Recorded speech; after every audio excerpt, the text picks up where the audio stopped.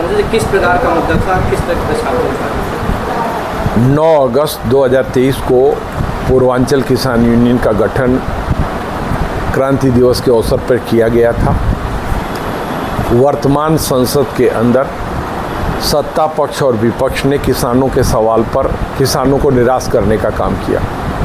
Bharatiya Janata party की लगातार तीसरी बार सरकार बनने के बाद भी किसानों की आय को दुगना करने के वादे की दिशा में भारतीय जनता पार्टी की सरकार ने इस बजट सत्र में एक कदम भी बढ़ाने का कार्य नहीं किया और विपक्ष ने भी किसानों की समस्या के निराकरण के लिए निर्णायक पहल नहीं किया। विपक्ष लगातार न्यूनतम समर्थन मूल्य की गारंटी की मांग करता रहा, जबकि मुख्य मुद्दा ये है कि किसानों के उपज का न्यूनतम समर्थन मूल्य क्या हो। स्वामीनाथन कमीशन की रिपोर्ट का जो CP+2 फार्मूला है, उस CP+2 फार्मूले को लागू करने की मांग लगातार पूर्वांचल किसान यूनियन करती रही है। CP+2 फार्मूले के आधार पर गेहूं का न्यूनतम समर्थन मूल्य 3150 रुपये क्विंटल होना चाहिए और धान का न्यूनतम समर्थन मूल्य 3100 रुपये क्विंटल होना चाहिए। वर्तमान सरकार ने मामूली वृद्धि करके धान का न्यूनतम समर्थन मूल्य 2300 रुपये क्विंटल किया है। देश के 2 राज्यों में पिछले विधानसभा के चुनाव में भारतीय जनता पार्टी ने अपने संकल्प पत्र में वादा किया कि छत्तीसगढ़ और मध्य प्रदेश में वो धान का न्यूनतम समर्थन मूल्य 3100 रुपये क्विंटल देंगे। खेद के साथ कहना पड़ रहा है कि विपक्ष इस मुद्दे को भी संसद के अंदर मुद्दा नहीं बना पाया कि देश के 2 राज्य में आप धान का मूल्य देंगे 3100 रुपये क्विंटल और देश के शेष अन्य राज्यों में 2300 रुपये क्विंटल। इस विसंगति पर विपक्ष मौन रहा है। पूर्वांचल किसान यूनियन किसानों की लड़ाई को समग्रता में लड़ने का कार्य करती है। पूर्वांचल किसान यूनियन आज फिर ये बार बार मांग कर रही है कि जितनी शहर को बिजली दी जाए उतनी ही गांव को बिजली दी जाए। संसद के वर्तमान बजट सत्र में भी विपक्ष इस मुद्दे पर मौन रहा है। अगर गांव को शहर के बराबर बिजली मिले तो गांव के अंदर लोगों के जनजीवन में आमूलचूल परिवर्तन आएगा। आज महंगाई का आलम ये है कि आलू 40 रुपये किलो और प्याज 40 रुपये किलो बिक रहा है। आज टमाटर 70 रुपये किलो बिक रहा है। जिस समय किसानों ने आलू और प्याज पैदा किया था उस समय आलू उनका 5 रुपये 6 रुपये किलो पर बिका था और प्याज 10 से 12 रुपये किलो पर बिका था।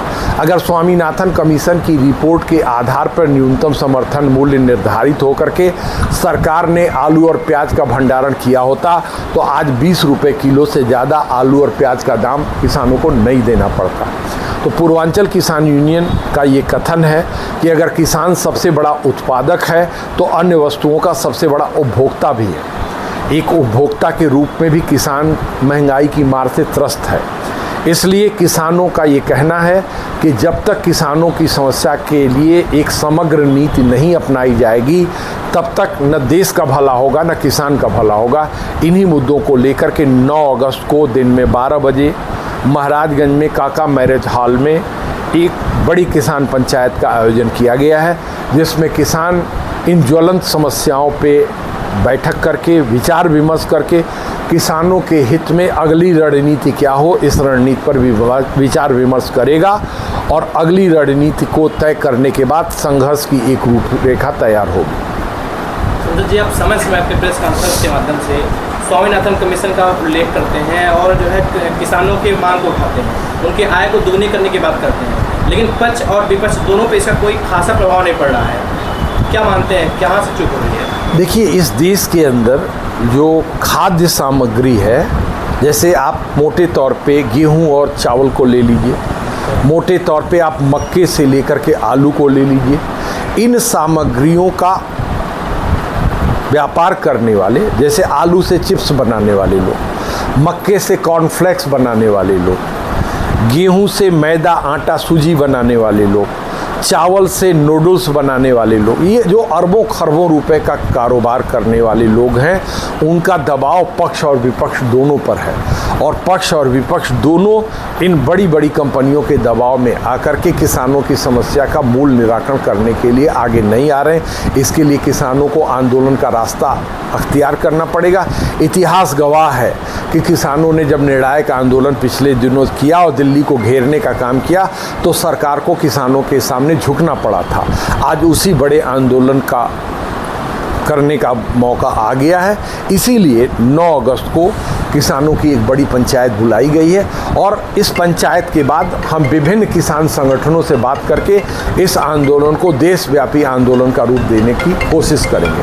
अब किसानों का पक्ष रख रहे हैं और एक तरफ बोल रहे हैं कि टमाटर महंगा हो रहा है, लहसुन महंगा हो रहा है और भी अन्य सब्जियां महंगा हो रहा है। क्या अगर इन सब्जियों के दाम घटेंगे तो कहीं ना कहीं किसानों का क्या घाटा नहीं होगा?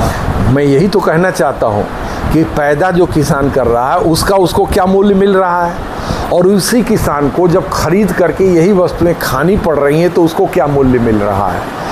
आज लोगों किसान के मन में एक भावना पनप रही है कि हम आलू का उत्पादन क्यों करें, हम आलू उस समय खरीद करके उसका भंडारण करें और कई गुना मुनाफा कमाएं।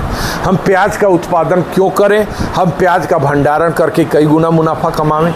अगर यह प्रवृत्ति किसानों के अंदर पैदा होगी तो आलू और प्याज का उत्पादन घटेगा और जब इसका उत्पादन घटेगा तो आम आदमी को इसका खामियाजा भुगतना पड़ेगा।